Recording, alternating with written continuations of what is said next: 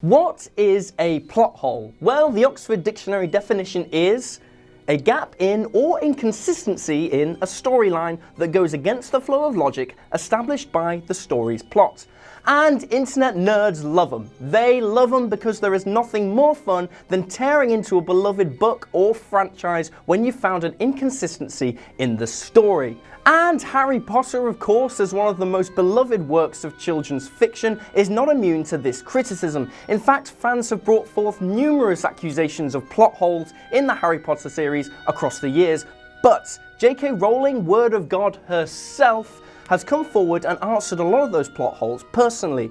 With all that in mind, I'm Will from WhatCulture.com, and this is 12 Harry Potter plot holes that were in fact totally solved. Number 12, the THESTRALS. As established in Book 5, The Order of the Phoenix, Thestrals can only be seen by people who have seen death, which is why Harry sees them and Ron and Hermione can't. However, Harry's actually seen many people die across the series before Book 5, including Cedric, his parents, and Professor Quirrell. So, what's up with that? Well, J.K. Rowling actually has a pretty good explanation for why this is the case. She explains that seeing Thestrals is not about just seeing death, it's actually about processing it. She highlights this with a quote saying, "Anyone who has suffered a bereavement knows that there is an immediate shock, but it takes a little while to fully appreciate that you will never see that person again. Until that had happened, I do not think that Harry could see the Thestrals. That means that when he goes back, he saw these spooky things. It sets the tone for Phoenix, which is a much darker book." So the answer is that when Harry's parents died, he was just too young to process the death, and when Cedric died, he saw the Thestrals too soon after Cedric's death to fully process that he was truly gone, hence why he couldn't see them. Number 11, Snape the Master Burglar. So, in Book 7, after Dumbledore's death at the end of Book 6, it's revealed that Mad-Eye Moody placed a whole host of enchantments upon Grimmauld Place to make sure Snape could never return there. These include a tongue-tying curse and a ghostly projection of Dumbledore. However, it is revealed that Snape did return to Grimmauld Place in order to take Lily's letter from Sirius's room. So, how did he do it? Well, J.K. Rowling has actually answered this one herself personally, stating, "Snape entered the house immediately after Dumbledore's death before Moody put up the spells against him." It actually makes sense. Snape went directly to Grimmauld Place after the Battle of the Astronomy Tower in order to find a memento of Lily. Number 10, the Legilimency Conundrum. In The Order of the Phoenix, when Snape is teaching Harry occlumency, he makes a very clear point that legilimency is not about reading someone's mind like a book. Instead, you get brief flashes of the victim's thoughts and memories. However, in Fantastic Beasts and Where to Find Them, when we see Queenie employ legilimency, it very much appears like she is reading people's minds like a book. In response to this, J.K. Rowling merely pointed out that Queenie is just so much more naturally gifted at legilimency than Snape. Snape had to work with a low level of natural talent and work very hard, whereas to Queenie, it just comes so easily and she can read people's minds almost like a book, although she is not infallible. Number 9, why did the Blacks own a Muggle world house?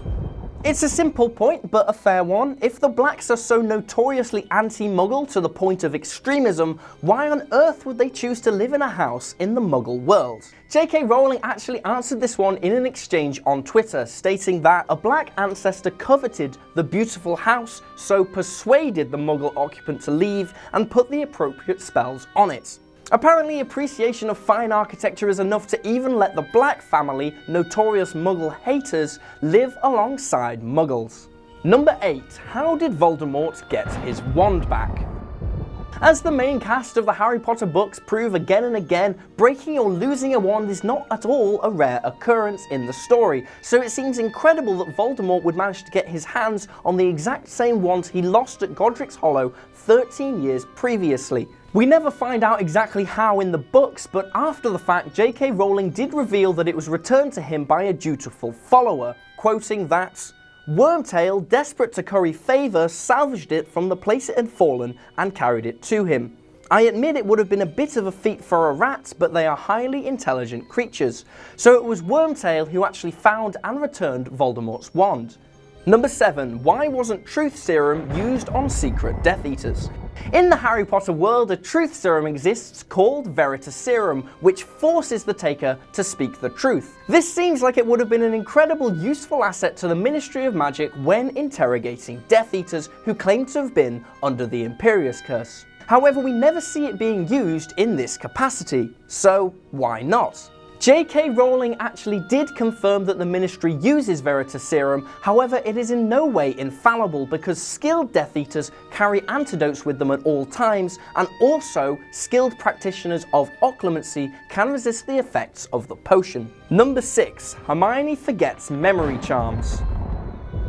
In Book 7, after Harry, Ron and Hermione escape Bill and Fleur's wedding to London, they're attacked by 2 Death Eaters and perform memory charms on them. At this point, Hermione says she's never actually done a memory charm before, which doesn't actually make sense, seeing as mere pages before, she said she charmed her parents to forget she ever existed. In fact, as J.K. Rowling confirmed, Hermione didn't wipe her parents' memories at all, which is why she's able to undo the enchantment later. Instead, she bewitched them to believe they're entirely different people to the people they truly are. Number 5. How was Quirrell corrupted?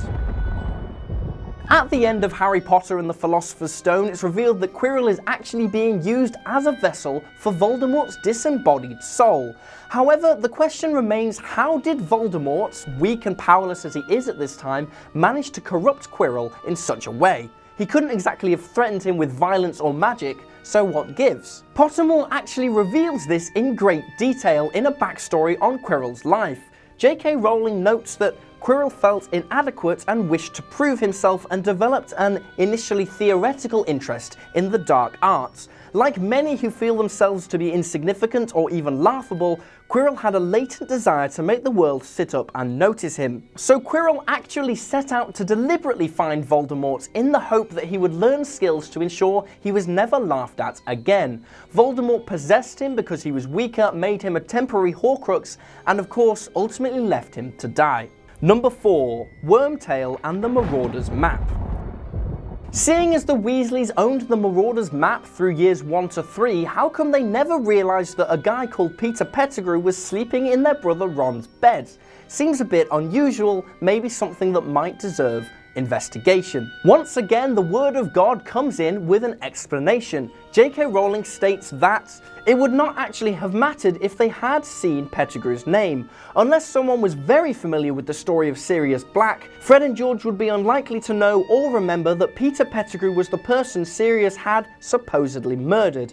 Even if Fred and George had heard the story at some point, why would they assume that the Peter Pettigrew they occasionally saw moving around the map was, in fact, the man murdered years before? Fred and George used the map for their own mischief making, so they concentrated, naturally enough, on those portions of the map where they were planning their next misdeeds. And finally, you must not forget that there are hundreds of little dots moving around the map at any given time. Fred and George did not know everyone in school by name, so a single unfamiliar name was unlikely to stand out. It still doesn't resolve the issue of Ron sharing a bed with a bloke called Peter, but it's as good as we're going to get. Number 3. How was Draco free after becoming a Death Eater? Though he shows some remorse at the end of the Deathly Hallows, Draco admittedly did commit some pretty atrocious crimes across the course of the books. These include cursing and poisoning fellow students in his attempt to murder Dumbledore, as well as letting Death Eaters into Hogwarts, which ultimately resulted in Dumbledore's death. So, how come Draco and his father weren't arrested at the end of the Deathly Hallows? They were Death Eaters after all. Well, Rowling's answer for this fits in with what we know of the Malfoys and their stunning gift for self-preservation. She stated that the Malfoys weaseled their way out of trouble again due to the fact they colluded, albeit out of self-interest, with Harry at the end of the Battle of Hogwarts. So basically the Malfoys got away with it because they changed sides at the very last moment. Number 2. How did Regulus Black discover Voldemort's secrets? Voldemort is incredibly defensive about his Horcruxes. In fact, they are the most precious thing to him in the entire world, as they are his tie to immortality. So how on earth did Regulus Black, a lowly Death Eater, manage to uncover Voldemort's secrets? Although it's never answered directly in the books, Rowling did offer this explanation. Horcrux magic was not Voldemort's own invention, as is established in the story. Other wizards have done it, though never gone as far as to make more than one. Voldemort dropped oblique hints. In his arrogance, he did not believe that anybody would be clever enough to understand them. He did this before Regulus, and Regulus guessed correctly what it was that made Voldemort so convinced that he could not die. So, in short, it was Voldemort's own arrogance as well as Regulus's intelligence which ultimately undid the Dark Lord. Number 1. Why didn't the basilisk venom kill the Horcrux in Harry? As established throughout the story, one of the only things that can destroy a Horcrux is basilisk venom. This is why the Sword of Godric Gryffindor can be used to destroy Horcruxes, because it absorbed the properties of the venom when Harry stabbed the basilisk. However, Harry was himself bitten by the basilisk, which would have resulted in the venom entering his bloodstream. Would this not have been enough to kill the Horcrux? Basically, the answer is no. That is not enough to destroy Harry's Horcrux. This is because to destroy a Horcrux it has to be damaged beyond any kind of magical repair, and seeing as Harry was actually saved by Fawkes' tears, so too the Horcrux was saved. Had Harry died, the Horcrux would also have perished, but because he didn't, the Horcrux remained alive inside him. And there you have it folks, 12 Harry Potter plot holes that were actually solved. Don't forget to leave a comment with your own thoughts down below, and like, share, subscribe, and visit whatculture.com for daily news and articles. I'm Will for What Culture, and thanks for watching.